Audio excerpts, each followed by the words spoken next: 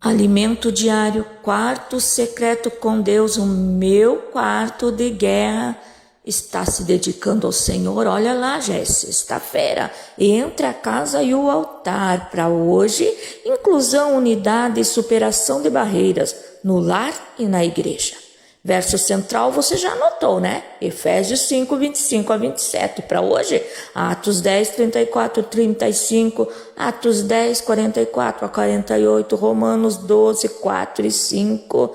Nossos convidados para hoje, Paulo, a mulher do fluxo de sangue, Malaquias. Hoje, nosso alimento diário, vamos falar sobre inclusão, unidade, superação de barreiras. Efésios 2 nos lembra que, em Cristo, aqueles que estavam longe foram aproximados pelo amor de Deus.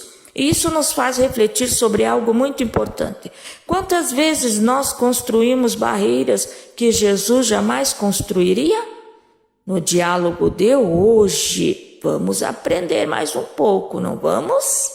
Aprendendo que Deus não faz acepção de pessoas. Cornélio nos mostra um coração sedento por salvação.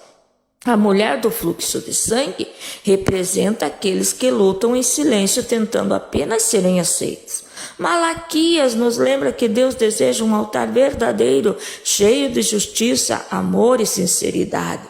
Paulo lutou pela transformação e cura das igrejas. A transformação começa no secreto, mas precisa aparecer na forma como tratamos as pessoas, porque não adianta falar de amor dentro da igreja e levantar muros dentro de casa.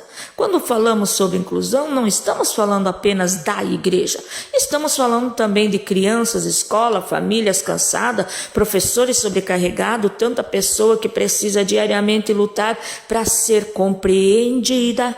Inclusão não é apenas deixar entrar, inclusão é acolher, é ajudar, é caminhar junto, levai as cargas um dos outros. Gálatas 6, 2. Talvez Deus hoje nos esteja chamando para sermos ponte e não muro, para acolher mais, ouvir mais, julgar menos, amar como Cristo amou, porque o evangelho verdadeiro aproxima as pessoas, ele cura, ele restaura, ele une aquilo que o mundo tentou separar. Olha lá. O que você tem feito? Que Deus nos ensine a viver uma fé com amor, empatia, compaixão. E lembre-se, no reino de Deus ninguém deveria caminhar sozinho. Precisamos um dos outros no reino de Deus. O que você tem feito pela inclusão? Sabe, muitas vezes a gente fala sobre inclusão dentro de casa ou até dentro da igreja, mas esquece. Mas você sabe mesmo o que é inclusão?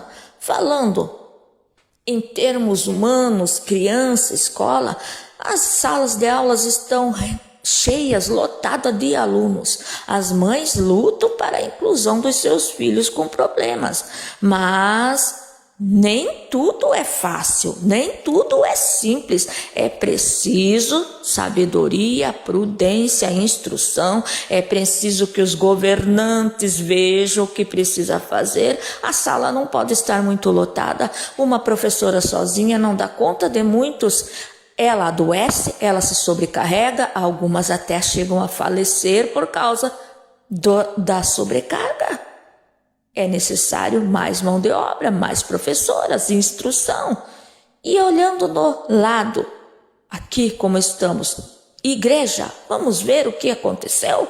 O altar da vida e da fé não está em lugares perfeitos, mas em corações preparados. Pedro nos ensina a lidar com regras e preconceitos. Cornélio mostra, Deus deseja a salvação de toda a família. Malaquias nos lembra que voltar ao altar é voltar à verdade, à justiça, à fidelidade. A transformação começa no secreto, mas impacta a comunidade, a escola, a igreja, o lar, porque na verdade tudo começa no lar, entre a casa e o altar.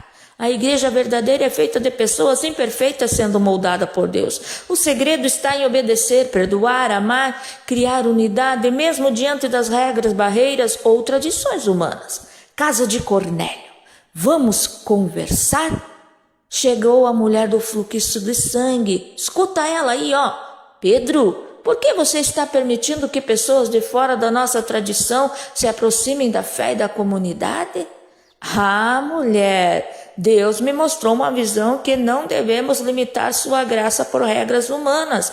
Cornélio e sua família foram escolhidas porque temem a Deus e praticam o que é justo. Malaquias, o que você acha? A obediência ao Senhor, o retorno ao lar verdadeiro superam qualquer tradição falha. A unidade constrói no coração, não apenas na mesa. Entendeu? A unidade se constrói no coração e não apenas na mesa. E Cornélio, tão emocionado neste momento, eu só queria salvação a mim e a minha família, que pudéssemos viver a fé juntos, unidos em Cristo. Não pensei que iria trazer tanta discussão e tanta revolta. Pedro calmamente olha para Cornélio e lhe responde: Deus responde a fé sincera. Hoje a salvação da tua casa é exemplo que o altar pessoal e obediência transformam vidas, quebrando barreiras, costumes e preconceitos, não é, Paulo? Sim, é o que eu ensinei, é o que eu tenho falado. Precisamos de cura. Cura para a igreja, cura para o lar, cura para a sociedade, cura para os governantes. E como vamos começar então, Paulo? Começamos orando, entregando a Deus para que Ele dê visão, para que Ele dê sabedoria. E depois vamos ensinar. Deus não faz acepção de pessoas. A fé sincera transforma famílias. Barreiras humanas, regras, tradições ou preconceitos não podem impedir a ação de Deus. O altar pessoal, a obediência, o serviço fiel gera unidade, vida, comunidade. Você tem vida em comunidade de verdade? A ansiedade, a depressão e a insegurança ao lidar com tradições.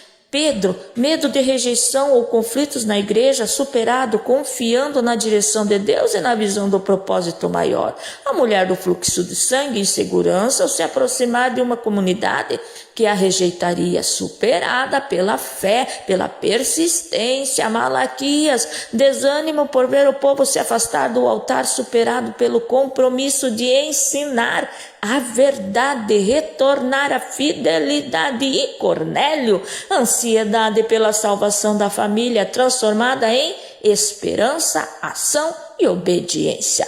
Isto nos ensina aqui fé, prática, o serviço fiel e a coragem de superar barreiras emocionais, tradições rígidas, fortalecem o coração, curam a ansiedade, promovem unidade na família, na comunidade, no lar, na igreja. O altar verdadeiro rompe barreira, transforma famílias, une corações, mostra que Deus é fiel mesmo quando as regras humanas confundem a fé. O que você tem feito? Identifique uma barreira ou tradição que impede o amor, o perdão, a comunhão. Pratique um ato de fé, reflita a graça de Deus. Como posso agir para trazer unidade, transformação em meu lar? Porque tudo começa no lar. E não esqueça da chave. A chave é inclusão. Vamos orar? Santo e poderoso Deus, ajuda-nos a superar as barreiras humanas, as tradições falhas, os medos que impedem a nossa fé de agir. Ensina-nos a criar unidade na família, na comunidade, obedecendo a Ti em tudo, construindo um altar pessoal, onde o amor, a justiça, a graça florescem. Em nome de Jesus, amém e amém.